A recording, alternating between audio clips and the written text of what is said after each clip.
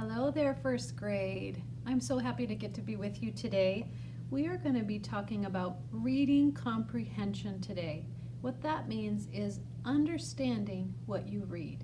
So we're going to be practicing to make sure that you understand what you're reading. It's really important.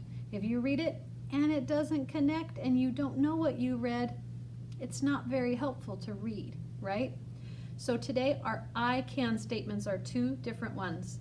The first one is I can learn new words and understand their meanings. In a minute, we're going to go over our vocabulary words and talk about those a little bit more clearly. Our second I can statement is I can listen attentively to learn what my story is about. Remember, one of our character traits is I will be an attentive, active listener. So we want to be sure we are being attentive, active listeners. Okay? So right now, let's work on learning new words and their meanings. My first word is what. This says, what do people do to help you feel safe? Our word is what. Do you know what the word what means? Okay, you need to be thinking. I know that I can't hear you, but I want you to answer me. When I ask you a question on our video, go ahead and answer me. Okay? What is a word used to ask questions? So you're using what when there's a question, when you want to find something out, okay? If you're wanting to learn more. We might use it like this. I wonder what Karen said to her teacher. Or you might use it like this. What time do you like to go to bed? What is when you are asking a question or trying to find out more, okay? So, here's another one. Tell me what you had for breakfast. That would be good. So when we talk about what, we are asking a question or we're wanting to find out more about something. What? Our next word is to. They took hats and the sunblock to. See them at the beach? They took the hat and the sunblock too. What does that mean? Does it mean the number 2? No. Does it mean they took it to the beach? No. It means also. So the word T-O-O means also. Jack has a new bike too. You could also say Jack has a new bike also. Do you have a new tooth too? See how you could use the word also in place of to? All right, so I want you to think about it this way. Think about foods that you like to eat. So you could say, I like to eat pears and apples too. Or you could say, I like to eat candy and chips too. Also. All right, nice job. So the word is to. Our next word is for.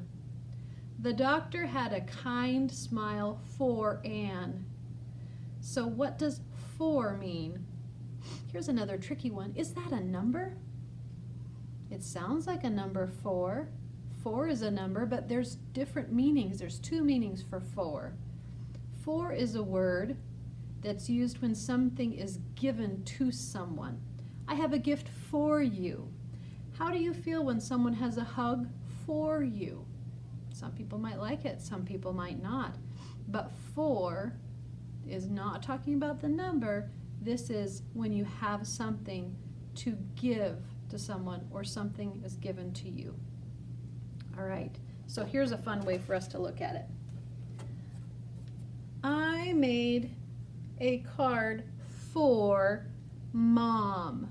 So I would fill in the blank. I made a card for Mom because I love her, right? Or I made a card for Mrs. Dinter because she teaches me. You could use that any way you want to, and you could make it your own, but for, the card is for someone, okay? All right, next word, have.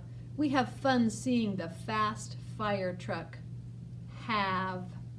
What does it mean? What's have? Does that mean half of something? Cut it in the middle? No, it's different than half. It's have. Have means to have something happen or experience something. It can also mean to own something, something that belongs to you. So let's think of how we could use it.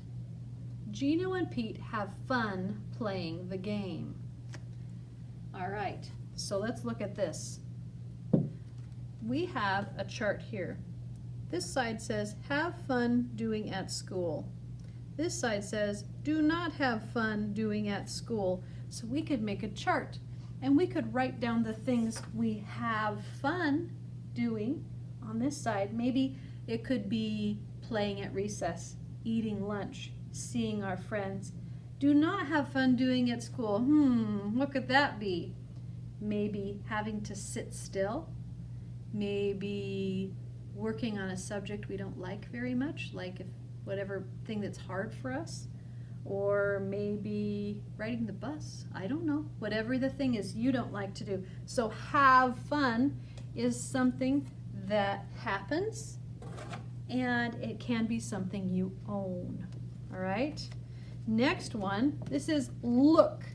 I like to use the sign language, look, when I say look, because it reminds me it's my eyes on something. What does it mean? Children, look at water from the fire hose. I bet you know what look means. Do you know?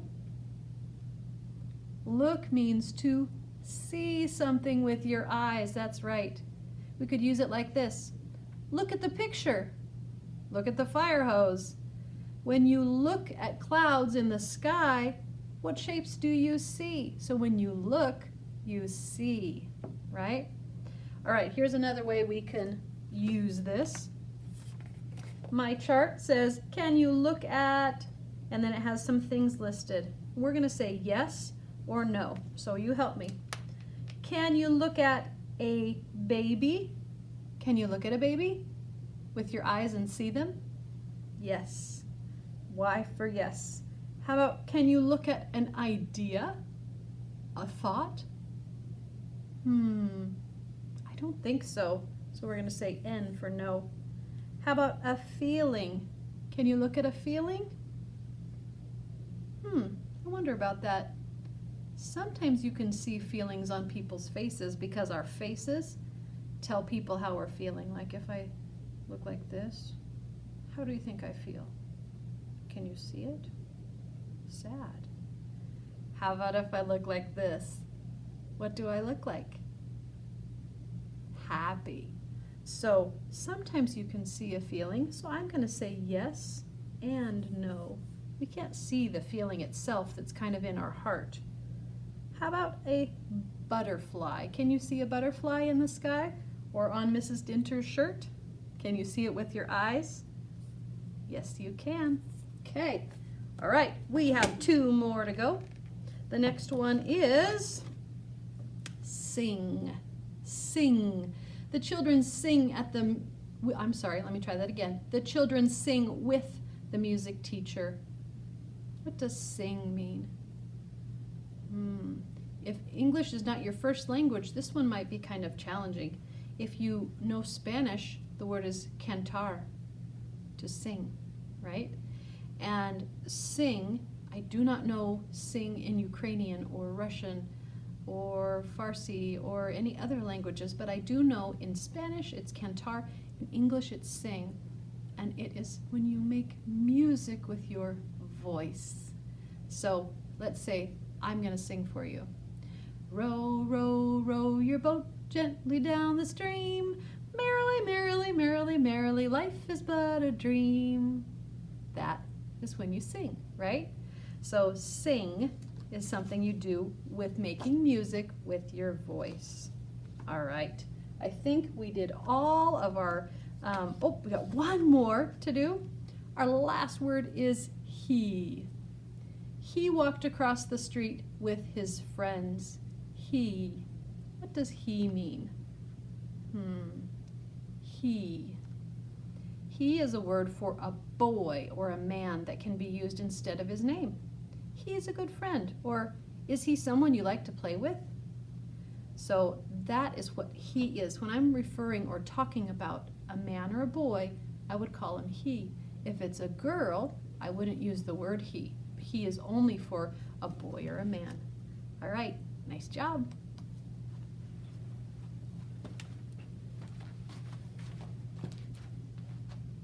All right, so now we get to read a story. And remember, you're going to be practicing your I can statement. I can listen attentively to learn what my story is about. We're reading from our Journeys book. This is called the Anchor Text. We'll be talking about these other things later, but for now we're going to read our story. This is called The Storm. It's written and illustrated by Raul Colon. Here's a picture of Raul right here. When we read our story, we're asking this essential question. Every time we have a story, we're going to try to ask this question and think about it as we read. What happens during a storm? So be thinking about that as we read. The other thing I want to remind you is that the words to know that we just talked about are going to be in this story. So be looking for those. They're going to be highlighted with yellow. All right? Pop has come in. Look, he is wet.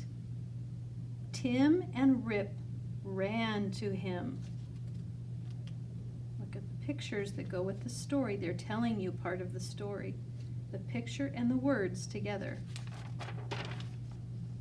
Tim, Rip, and Pop have fun. Tim had to go to bed. Okay, I hope you're looking at the picture. You're seeing how they have fun. See what they're doing and see what Grandpa's doing. This is telling us part of the story.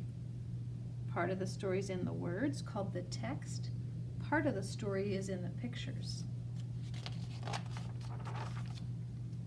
What did Tim and Rip see? Oh, look, one of our sight words, our high frequency words. What did Tim and Rip see? What are his eyes looking at? Tim hid in his bed. Rip hid too. Oh, what did they see out the window? Is it a storm? Okay, be thinking about our essential question, which is, what happens during a storm? Okay. So both of them are hiding. Look what Pop had for Tim. Tim had a sip. What? What is it? Think it's a drink? That's what I'm thinking. It must be a drink because it's in a cup. Pop had a hug for Tim. He had a hug for Rip too. So Pop, who is Pop in our story? Pop. I hope you're noticing we've got Rip and we got Rip and Tim. This man is Pop. Pop sat with Tim and Rip. So what's still happening outside? There's still a storm. And how do you think that Tim and Rip are feeling now? Okay, so as we go through our story, the wonderful thing about a story is when it's a picture book like this, these beautiful pictures tell us part of the story, and we want to look at those and try and figure out what each part of the words means. If I am learning how to read and I read these words but I don't know what they mean, or if I get stuck, maybe this one's hard for me. If I get stuck, I can look at the pictures and see if it helps me tell what's happening. All right? So that's our first read of The Storm, and we'll be reading it again the next time we're together.